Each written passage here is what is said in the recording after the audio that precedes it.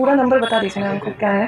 एक अच्छा अच्छा, जी जी जी, हाँ हाँ हाँ हाँ। एक तरफ हमारी ज्योति भाभी है जो ये उम्मीद लगा के बैठी हुई है कि मेरा पहचान मेरे पति मेरे मांग की सिंदूर सिर्फ पवन जी से है, और एक तरफ पवन जी है जो अपनी पत्नी ज्योति के नाम भी लेना पसंद नहीं करते हैं। देखिए इस वीडियो के अंदर पावर स्टार पवन सिंह के मैनेजर के कॉल आया पवन सिंह की पत्नी ज्योति सिंह के पास में, और ज्योति सिंह और उनके मैनेजर से सिर्फ चुनाव के बारे में बातें हो रही है, क्योंकि बहुत समय से ज्योति भाभी और पवन सिंह में बातें तो होती नहीं है, क्योंकि दोनों के बीच में बहुत बड़ा विवाद चल गया। जब से ये चुनाव चल रहा है तब से तो और भी ज़्यादा दोनों के बीच में ये विवादें बढ़ते जा रही है। नमस्कार दोस्तों, राधे राधे। आई होप आप से लोग अच्छे होंगे, मस्त होंगे, स्वस्थ होंगे।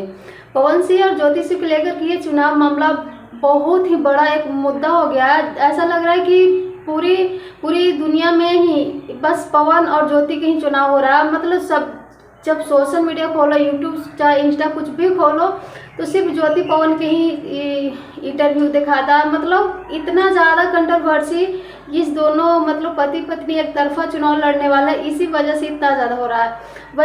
वैसे ज्योति भाभी की एक उम्मीद है कि पवन जी जरूर आएंगे मेरे प्रचार मेरे सपोर्ट करने, लेकिन आपको क्या लगता है? अपना राय जरूर दीजिएगा। Thank you, love you.